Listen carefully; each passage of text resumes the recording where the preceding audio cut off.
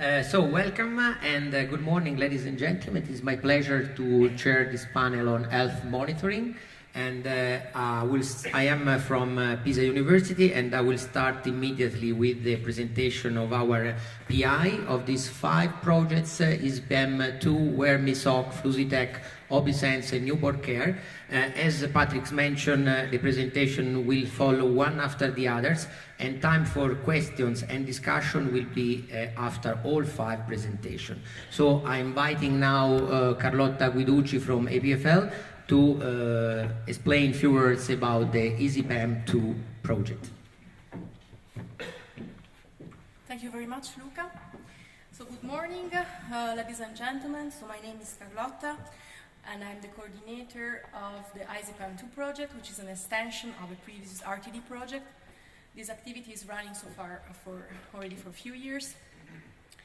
Our consortium targets the challenge of individualized or personalized medicine by an approach that is called therapeutic drug monitoring. Therapeutic drug monitoring is actually the measurement over time of the drug concentration in the blood patient to support the decision on the dose, on the drug dose to give in the framework of a treatment. This kind of approach has been in place for already a few decades and demonstrated to be extremely valuable, in particular in case of treatments which have critical adverse effect or treatments that show a very large interpatient variability. But there is a kind of awareness more recently in the community of the fact that this kind of approach should be really considered as to accompany the other individualized medicine approach, such as pharmacogenetics or pharmacogenomics, and the measurement of protein biomarkers. So we have the chance, actually, in this context, to work with one of the groups that are at the forefront of in this field, which is the group at the Department of Clinical Pharmacology in CHUV here in Lausanne, and in particular with Thierry Biclin. So why the measurement of this drug concentration is so important? Well, because the drug concentration is actually, or the pharmacokinetics, so the way this concentration changes in time upon an intake, is directly, it represents the exposure that the patient has to a certain treatment, and is directly related to the response. Actually, exposure is the best biomarker for response. So it is extremely important not only to determine which is the correct drug to give by means of the pharmacogenetic test, but also to determine the correct exposure, which can vary not only on the basis of genetics, but also on the basis of our contingent factors that are not taken into account by the genetic information. As you can see in this example that concerns imatinib, a drug that is part of a new class of anti-cancer agent, the variability can be extremely large. And this is the case among 2,000 patients in EU. We target in the framework of this project 4 classes of diseases, 4 classes of treatments. This kind of modern anti-cancer agent, the immunosuppressant, such as tacrolimus, antiretrovirals like efavirenz for HIV, and finally antibiotics. For this class of diseases, we have already population data, so this is interesting, and at CHUV we have patient samples that are taken routinely. Our approach is multi-scale, and it targets the development, first of all, of a point-of-care system to perform this testing. So to move from mass spec equipped laboratories to the patient bedside, to the medical doctor cabinet, and even to the patient home in case a frequent dose measurement is needed. We highlight the fact that the interpretation of this drug, of this concentration information is extremely crucial in order to support the decision. The information on the drug concentration itself is not enough, and this our partners are extremely aware of that. Another crucial part is data exchange. We have an excellent partner for that, the lab of Michael Schumacher in Sion. Data exchange is important to gather patient data that are important to support this decision, together with the drug concentration measurement, but also to feed the population databases in order to improve the knowledge on how the drug is variable, and how the behavior of the drug is variable among the population. So just to give a couple of examples of our approach of where we stand, regarding for instance, the development of the assay, we believe that the existing technologies of in vitro assays are not suitable, are not adapted, are not sufficient for detection of small molecules such as drugs. And we target chemical biology research to identify the right probes, but also we target work on the assay. We work together with ST Microelectronics, which is a partner of our project, which already developed a successfully system for in vitro diagnostic at the point of care. So we exploited their technology together with our technology to perform this kind of demonstrator for tobramycin concentration measurement. In terms of the support of decision, together with Huang, our partner at the Reds Lab in Yverdon, they developed a system based on algorithm and a graphical user interface to support medical doctors, and this is the most advanced system that is at present existing, and is used at present in Huang. Finally, I'd like to mention that beside our partners, which are, as I mentioned, Huang, that works not only to collect patient sample, but also to validate the system in field conditions. We have ST Microelectronics for the reader and prototyping, but we also have the support of a number of private and public bodies, such as the World Health Organization, Novartis, and we work also with the Biopharm Group and with DBS System in Geneva for the sample preparation. So thank you for your attention. Thank you, Carlotta.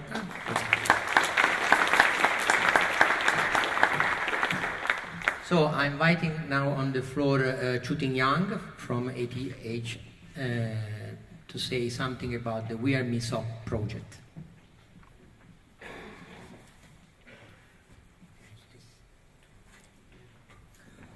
Good morning. WearMeSoC is an abbreviation of wearable medical system on chip. Over the last 5-10 years, we've often had sensor people, a lot of people coming to us and have very interesting applications and wanting us to build integrated circuits for them. And we started looking into this, but whatever you do, you realize taking medicine and taking medical monitoring into the home has a lot of challenges, because whatever you build, and in the first phase of WearMeSoC, we built integrated circuit, we built data acquisition systems and so on. Still, the boards that you wind up with is fairly big and it's inconvenient. So in this project, we really would like to focus on making everything small. And making it small involves making the integrated circuit highly integrated, and also involves making the energy consumption very low, so that the battery can be consumption is low, so it doesn't take weight and volume. And also it needs to have wireless connection, and this is almost contradiction in terms, because any serious wireless takes a lot of power consumption. And especially if you can go, or if you want to go to smartphone, go to a tablet, go to places where standard communication protocols are used. So we're going to try to focus on some of those things. And therefore, our objective is to make it small. Maybe a matchbox would be, for starters, maybe even smaller in the future. Yeah. So this is the mock-up of what we plan to do. Essentially, a system on chip needs to include not only the key signal processing elements, but also all the management, especially for wireless. And for the wireless, it's important that we do duty cycling and make sure that it doesn't run on peak power for too long. And this requires very agile management and so on. Also for communication, essentially for monitoring a person in his daily life. There are lots of movements. The person is no longer restricted and lying down on the on the bed, and therefore there are a lot of architects, and one of the focuses that we have will be to make sure that we have sufficient signal processing to remove those artifacts. We're fortunate to have several doctors, several departments in the university hospital working with us. We have a number of interesting use cases or application examples. They're examples, they're not just the final application per se, but they have challenges for us. One of them is about testing the driving capabilities of elderly persons. Another one wants to take all of those things up to the high altitude for high altitude illness studies, and some of the for well-being applications such as sleep monitoring and so on. So those are some of the examples of what people do today, and we hope will make those things, the sleep laboratory, much, much more convenient than the intimidating little room that you have today. And so this is the system we have here today, and we're verifying various sensing algorithms and so on. The system here is still quite kind of big. It's sort of a prototyping bed, but eventually we'll likely make it tiny, tiny, disappearingly small, so that it will disappear into your clothes. And so lots of challenges, and therefore here's all the plans we make to make sure that the integration is highly integrated enough, and also that the power management is done in such a way we need to work with software and hardware to make sure any cellular or local area type of communication is run at sufficiently low duty cycle, so the power consumption is low and the battery size will be small. Thank you. Thank you very much. Thank you. So we move to the next speaker. That is Michael Richter from EMPA, that is replacing the PI Bradley Nelson of ETHZ of the FlusiTex project. Please, Michael. So thank you, and I'm happy to present you our project FlusiTex. It's about the fabrication of fluorescence sensors integrated into textile wound dressings for non-invasive lifetime imaging for wound monitoring. So what we basically do, we integrate biosensors into wound dressings for wound monitoring and finally wound care by using technologies like chemo sensing or biosensing and optical imaging. Why are we doing this? When you look at current methods of wound monitoring, you see that you have to remove the wound dressing, which leads to visual observation, leads to skin irritation, increased risk of infections, and you get mainly qualitative information of the wound healing process. When you want to do biochemical characterization of the wound healing process, this is highly invasive. Sorry. This is highly invasive, often very laborious and expensive as well. So there's a great demand for wound monitoring and also for the understanding of wound healing processes. We aim for deep wounds and chronic wound monitoring. When you see here the sectors where wounds play an important role, you see surgery is very important, then wounds from burns, then you have these ulcer wounds, very deep wounds, nasty wounds, not healing very fast. When you look at the restraints and drivers of these technologies, you find that the restraints are reluctance in the adoption of new technologies, unfavorable reimbursement scenarios in the heads of the decision makers sometimes in the medtech industry, but the drivers are clearly the rise in the aging population, rise in chronic diseases, technological advances in active wound care, and for Switzerland we see also beneficial input for the Swiss textile industry, which is traditionally very strong, and the technology transfer of chemical and life sciences and engineering sciences. So we aim for a 12 billion worldwide market. So far it's only 1% of this industry, this market. Again, to our final system, we want to monitor wounds, as I said, deep and chronic wounds.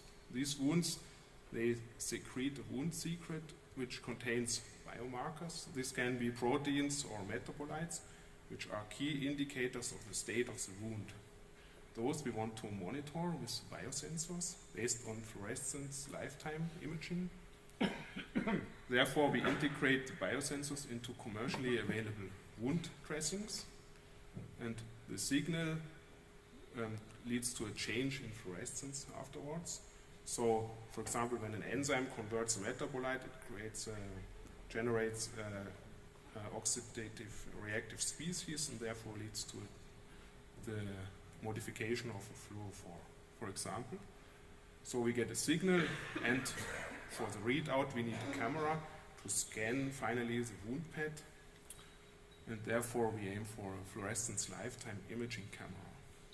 And then we get a certain readout which tells us something about the state of the wound. What we finally get is a wound pad which allows us to spatially monitor wound patterns across the whole wound area, which is unique. And what is expected as a result is a robust wound dressing with integrated biosensors, with a good linearity of the sensing modules, and a detection system with high resolution. At the second level, all these biosensors we develop are useful or compatible with optical fiber biosensors, can be used potentially for ex vivo sensing, and are compatible with drug release systems, so this broadens our technology as well. The consortium, this is my last slide, is organized like this. Coordinator is Brad Nelson and from the IRIS Institute.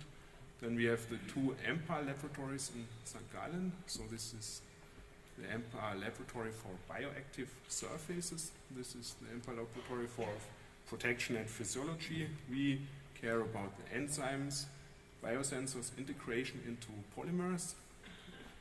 Microsystems integration is done by Brad Nelson, fluorescence lifetime imaging by CSEM Stefano Cataneo, and the in vivo testing is done by the Animal Hospital in Zurich under the lead of Brigitte von Reichenberg. Thanks for your attention. And thank you, Michael.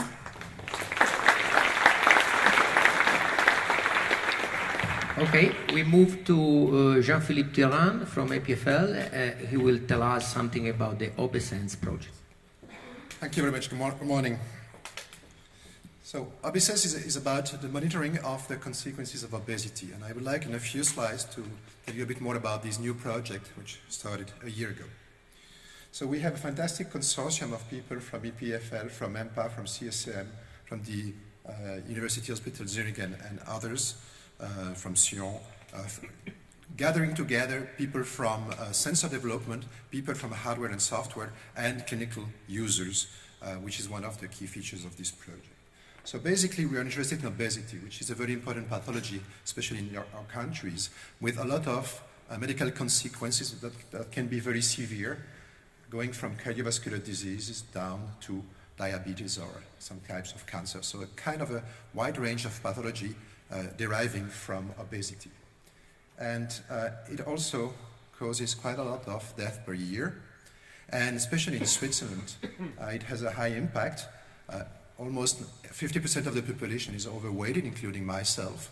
And some of them have even severe obesity. And the economical impact of that is also extremely bad, with an important amount of millions spent a year for treating those patients. So how to prevent and treat obesity? Well, the guidelines are known, and they require long-term monitoring of a certain number of physiological factors. So we know what to do, but there is no real way to do it today. So such long-term monitoring systems do actually not exist, and that's exactly what we want to do in the project. Therefore, we have a project which is governed by very clear medical needs. We need to develop innovative, non-invasive sensors which are compatible and integrated in long-term monitoring systems that people can really wear daily, overnight, in their everyday life. That's very important.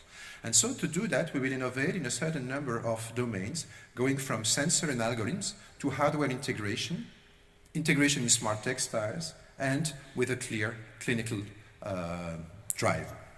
And so we have 3 clinical scenarios to do that. The technological things that we will develop are, as I said, on the sensor part. Different types of physiological markers will be sensed by new types of sensors: cardiac output, energy consumption, electrocardiography. Then we'll have the architecture of the system to integrate all those types of signals and sensor through a wireless body sensor network, which has to be flexible, scalable, power efficient, wireless, and integrated in smart textiles. And the clinical scenarios that we have will validate this approach through very clear clinical outputs. We have 3 demonstration scenarios. One is in prevention, so the idea is there to prevent obesity by monitoring the physical activity of potential obese patients. This is governed in Sion by Dr. Olivier Derria in the Clinic of Readaptation in Sion, and in the Swiss Federal Institute of Sport by Dr. Meder. Then we have a second scenario which is inside the hospital during the hospitalization, monitoring the consequences of obesity in terms of cardiac problems, so obesity and arterial fibrillation, hypertension, and also diabetes. So this is during the hospitalization, and this is monitored by Dr. Pruvot. And then after, we have an outpatient monitoring system, so monitoring the consequence in terms of outpatient cardiovascular problems after the treatment. So our system that we will develop will integrate innovative sensors into an innovative wireless body sensor network with very clear scenarios for validation in 3 different scenarios with 3 different demonstrators. And that's what we want to do in the next years. Thank you very much. Thank you very much. Very good. So we move to the last speaker of this first session. That is Pierre van der Geest from EPFL. He will tell us something about the newborn care project. Okay, so thanks for the opportunity to pitch the newborn care project, which is started in the new Nano-Tera framework. And newborn care is one of these projects where explaining the why it is important is actually quite easy, and this is what I will do today. Everything is in the title, so it's a project about monitoring premature babies. And the reason why we want to do that is that the numbers involved in neonatology are actually dramatic and staggering. So, interestingly, almost 1 baby out of 10 born in Switzerland is premature. So it's a condition that you will encounter very frequently. And the possibility for this baby to develop normally crucially depends on the first few days in their lifetime. So they have to be constantly monitored, and their vital signs have to be monitored for the first few days or weeks. And in particular, what people are doing now is they're monitoring their heart and respiratory rates and the arterial oxygenation saturations. But it is also well known that brain lesions will lead to long-term disabilities, and roughly speaking, 25% of these infants. And the brain lesions are not monitored at the moment. There's a lot of limitations to the current systems, and most of those systems, as you can see depicted here, are using contact sensors, so they are prone to frequent body motions, artifacts. So this baby move quite a bit, and every time they move, this will basically lead to a signal being sent to a nurse. And amazingly, the rate of false alarms in these systems is super high. Almost 90% of alarms generated by current systems are actually false alarms. And this is a number of drawbacks. First of all, it leads to discomfort and stress of the neonates themselves. Every time an alarm is rang, a nurse has to come, and there is a protocol to follow and manipulate the baby. Caretakers get desensitized over time, because if you have been responding to false alarms for a full day, maybe at the end of the day you will not move as quickly as you need to. And this leads to dangerously long response times for these babies. And also, applying these sensors onto the baby is slow because you have to connect all these sensors, whereas sometimes it's critical to be able to monitor the baby very quickly. And finally, the brain, the most sensitive organ, which is responsible to 25% of disease, is not yet monitored with current systems. So clearly this points to the problem that there's a lack of accurate contactless technology for actually monitoring those vital signs. So we propose the following project where there will be a first system monitoring brain tissue oxygenation and peripheral oxygenation of arteries using plethysmography and a dedicated near-optical spectrometer. This would be the only contact-based sensors located in a headband over the baby's head. Then there is a set of sensors which are basically cameras observing the baby in visible and near-infrared range and monitoring by amplification of video signals their respiratory rate and blood oxygenation. And then this system will perform calculation, and then the vital signs and possible alarms will be sent over a Wi-Fi network to a dedicated application sitting, for example, on a tablet, and the nurse can then therefore receive those signals and decide if they have to act. So the first platform is this multi-optical sensor component. There's two basic modalities: near-infrared spectrometry to actually be able to measure peripheral oxygenation of brain tissues through the skull of the babies, as well as a dedicated SpO2 system for blood oxygenation. The implementation will be based in a small headband over the baby's head, and the partners involved in this project will be the Division of Neonatology at the University Hospital of Zurich, which will also conduct clinical validation of these systems, and the CSCN, which is also expertise from a previous project in these modalities. The central platform will basically include illumination in the visible and near-infrared range, together with video-based monitoring. These will be able to detect and amplify thoracic motion, as well as subtle modification in pigment, color modification of the skin of the baby to visualize their blood flow. So with these modalities, you're able to actually, in a contactless way, measure breathing rate together with heart rate. And the partners involved in there will be EPFL for the data processing task and EPFL for integrating the system. Thanks a lot. So, I would like to thank all the speakers for their presentation, and especially to stick to the 5 minutes time. And now we have time for our discussion, and it's the time you can pose any kind of questions to the speakers here that will be on the floor for you. If you allow, I will start with the first questions. I'm very much in love with the motto of Nano-Tera, engineering the future, taking innovation from the labs into our daily lives. And you show to us very promising Nano-Tera technologies for health monitoring. As a matter of fact, we see, looking to the past of many pilot projects about health monitoring, that it seems to be very effective for the improvement of the quality of life for patients, and also effective from the economical point of view for health public authorities. But unfortunately, very seldom such pilot project becomes common practice in the real life.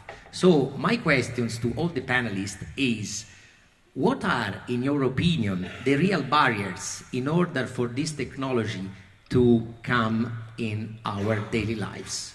I don't know how many microphones do we have. 1, 2. So, Carlotta, would you like to start? Does it work? Well, I think this depends a lot on a case-by-case basis, so the barriers will not be the same for different applications. I believe that here we probably have, for all the projects that have been presented, one of the key of success, that is the presence of medical doctors as partners of the consortium. This is absolutely crucial, and I think it has not been the case for all valuable attempts that has been made through the years it has not led to success. So in our case, in particular, it was extremely crucial not only simply to determine what are the range that we have to meet, the requirements that we have to meet for our analytical performance, but also to realize what will be the in-field use of our system, and that the system itself, for instance, with the drug concentration measurement would not be enough, and that the medical doctor and the actors that will really use this system would need also a support with respect of the software, otherwise they would not use this information. So, and this kind of consideration can only come from people that work in the field. Okay, and Jean-Philippe. I totally agree with Carlotta. I just would like to add that in the medical domain, generally the solution that you want to provide to your patient doesn't come from only one single sensor. The information that you need most of the time comes from several. So I think one of the key aspects of going from labs to real products is the integration. And integration and usability. You have really to find a way to make the different types of information that you need really integrated in a system that people can use daily.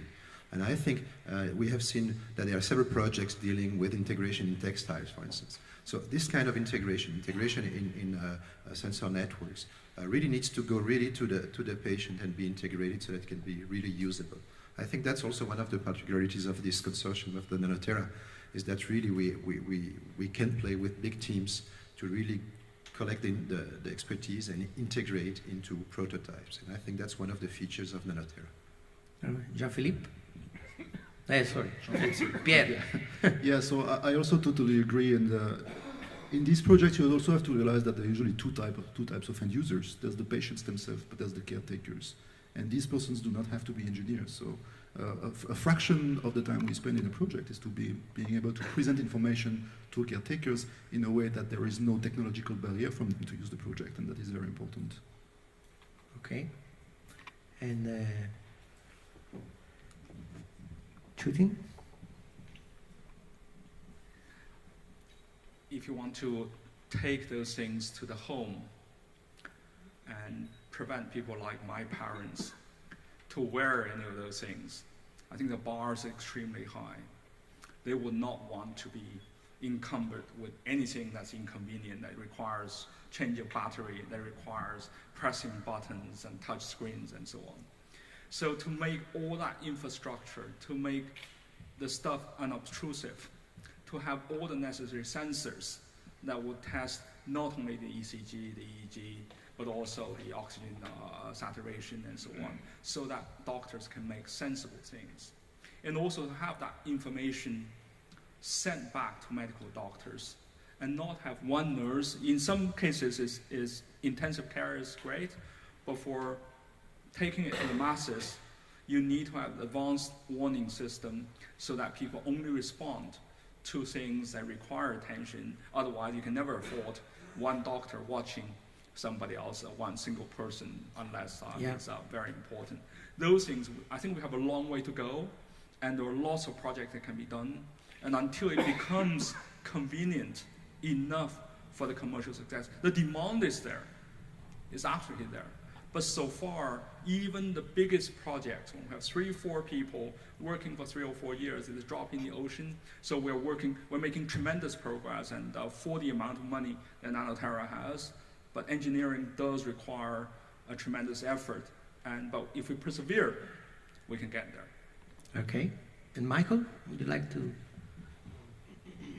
Yes, I also agree with Carlotta's opinion that there are always critical views when you come up with a new prototype, especially in sensing and in the medtech area, but I strongly agree also with Jean-Philippe's opinion. So when we integrate sensors into already existing scaffolds, we have a strong advantage. And when we come up with a quite unique prototype and also with the simplicity of use of this device, then I think there's no reason why this prototype should not become a real product. So I'm quite optimistic in our case and in all cases just discussed here. Mm-hmm.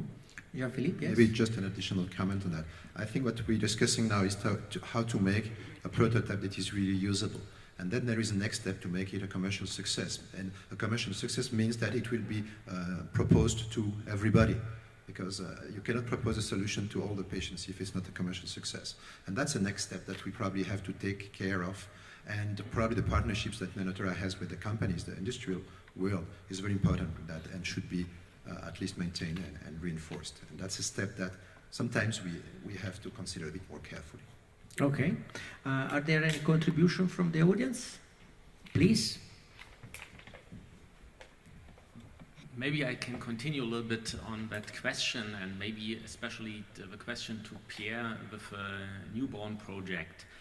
I think it's very important to integrate more medical doctors than just in the project. I think it's a very good basis to have one or even more clinical partners within the project, but the next step is really to go to the other partners and to identify the promoters in the clinical environment. And I see, for example, the children's hospitals may have a lot of interest to incorporate the new developments into not the daily practice, but in first projects. And I do know, for example, from a university hospital in Basel, in the children's hospital, there is a project funded by the Swiss National Science Foundation. They are closely related to your activities, so I think maybe it's very important to identify these peoples, and I would like to ask you, what kind of measures do you take to integrate more medical, maybe not partners, but supporters that can drive the development towards the prototype and finally to the product? So in the project, the medical partner we have in Zurich, whose goal will be both to validate the technology, but also to install it in the intensive care unit, and actually have nurses use it for a while. So both at the same time quantifying the success of the platform, and also the fact that we can leapfrog through the technological barrier and have it used. So we're really trying to reach out to those whose daily practice it is to use those technologies. So we focus on one medical institution, if that is your question. But then we believe it's the next step of the project. Once this is a success, to then reach out to other institutions and maybe then try to brand this technology and make it a success. But this is maybe going more towards commercial activities, as Jean-Philippe was saying before. Okay, thanks. We have a question here from Andrea Cuomo. Sorry, another one. Yes? Well, there are two aspects in monitoring that are critical. One was already mentioned, and that is infrastructure. So I'd like to ask the panel, what will you do about this infrastructure? Because, for example, we could have a global database for each monitoring activity here. And of course, there are some other efforts worldwide. So are you planning to combine some of them? And there are many other aspects about infrastructure, so perhaps you could comment what other aspects of infrastructure you are interested in or would like to develop.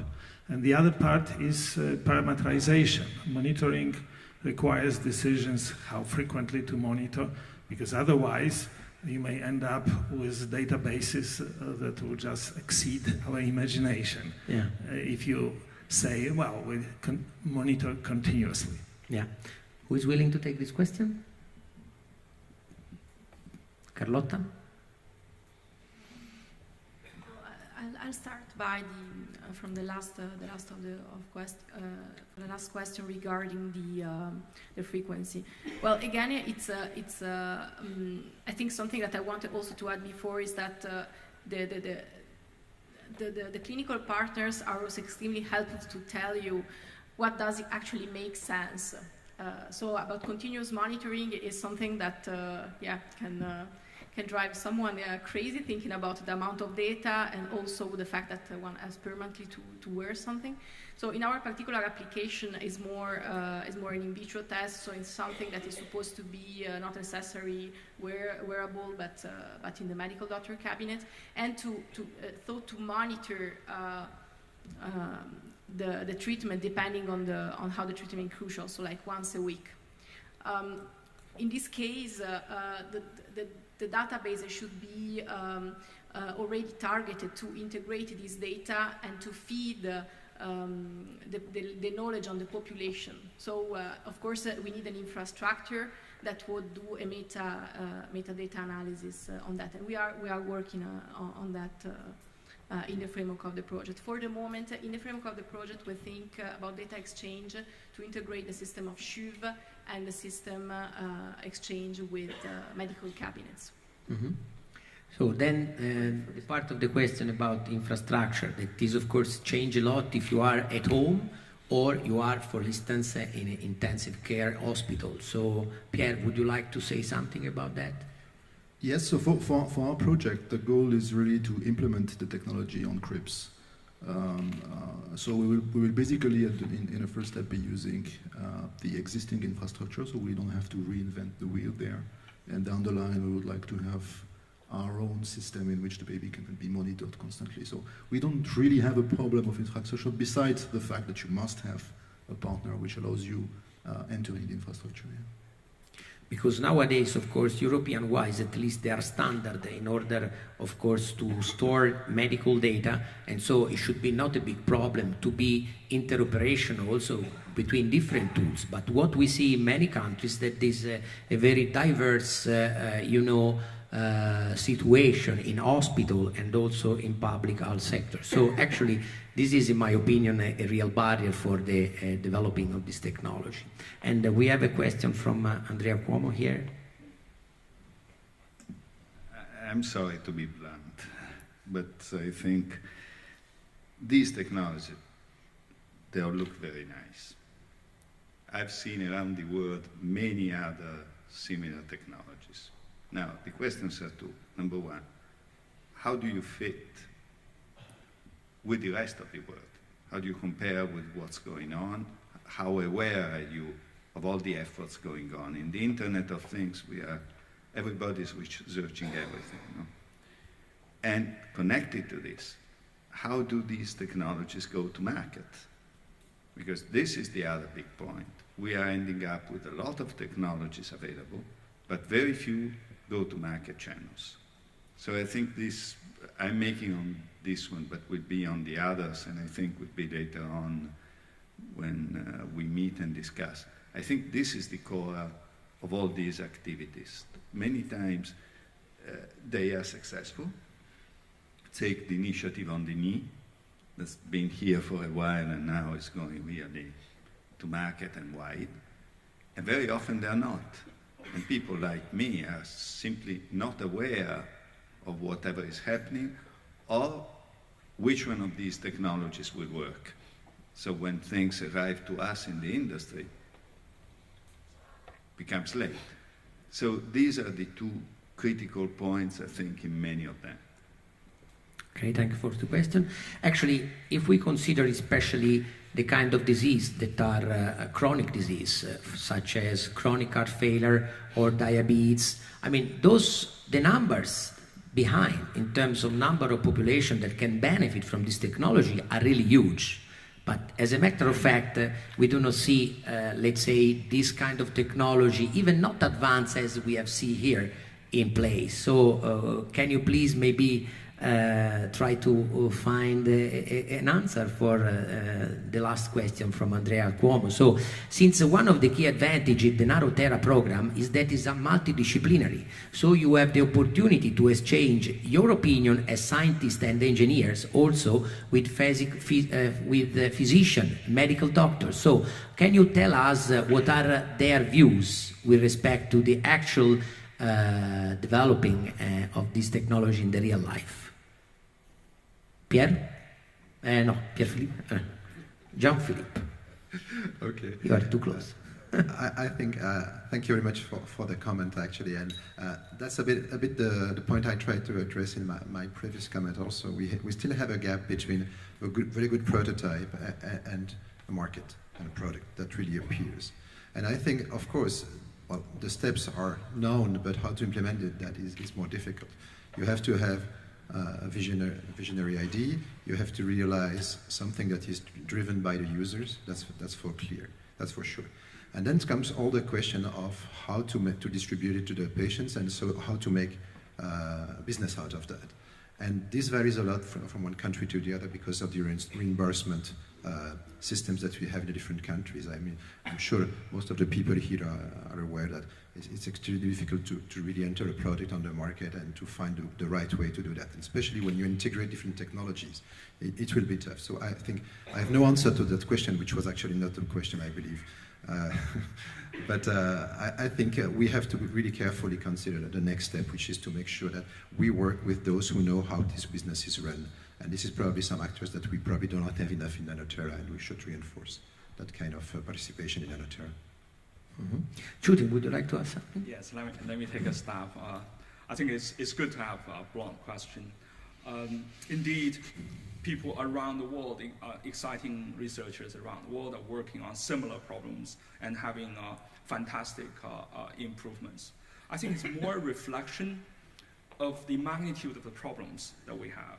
We have aging populations from developed countries to developing countries, and therefore from the United States to the Netherlands, to Switzerland, to China, people throughout the world are working on this. But if you look at the prototypes, and some are dramatically interesting and so on, they are mostly still somewhere between the lab and reality. To take it from there to the next step would require a lot of work. And some of us are addressing those. And those are universal problems of communication, of power consumption, of making it small, making it reliable, making it sort of useful and make sense to doctors until they can do something about them. And maybe I can sort of link to the previous question about infrastructure. As long as you're point-to-point, right? You are in intensive care, you open somebody's brain and insert some sensors, very interesting, it's very attractive. But the moment you are looking at elderly people who are going about their business, one day they feel well, next day they don't, and when do you rush them to hospital and so on. This requires automated things, require cloud servers to acquire those data.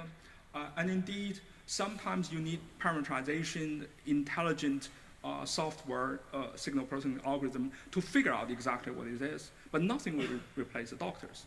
But we may need big data technique and more computer scientists and so on coming in, at least to do a rapid sort for us, right? So that doctors can focus on those cases. So we have a lot of work to do, and certainly most of us are looking at what other researchers are doing, trying to learn from them, the good things, trying to improve, and very few of those are available to this country.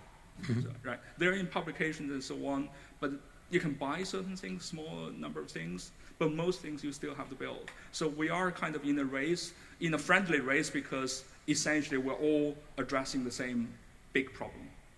Okay, thanks. Yes. Actually, I have a comment regarding a bit Andrea's comment and yours about the fact that as a group of projects, we don't necessarily address kind of mainstream challenges like cardiac diseases or not specifically, let's say, diabetic. But and that in this way we might miss one of the key elements to go to the market, because it's the numbers, as you said. But I'm not really sure that our role is this, because we are not companies. I think what we have to do is to identify problems that are real problems. It's impossible to tell now. I mean, what would be what is really the market? We are not a market analyst, and I think if we identify a real problem together with the end user and we address this with technologies that are innovative, that doesn't exist, I think we already accomplished an important kind of an important task here, with which academia, together with clinicians, together with companies as well that are often partner of our consortium, should do. So I don't think that say that our project is successful at the end would be that we made billions out of it, but that we found solution and to problems that maybe are not addressed to mainstream research or industry. Of course.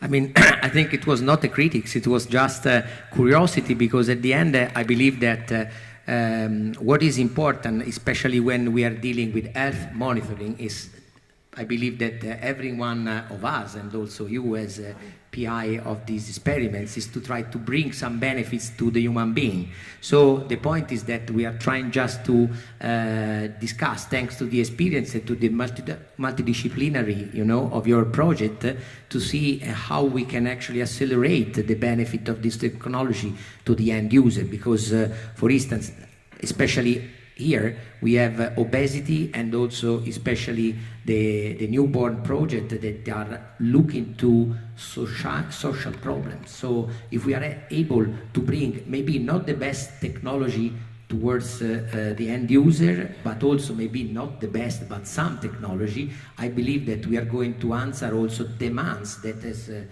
Chuting was mentioning, it's also a demands not only from the end user, but also from the practitioner, because they have on the daily basis to deal with these problems, and if you are able to provide a technology that will ease their work, everyone will be more happy. And I believe that this Nano-Tera project has got another advantage, that is Swiss-oriented.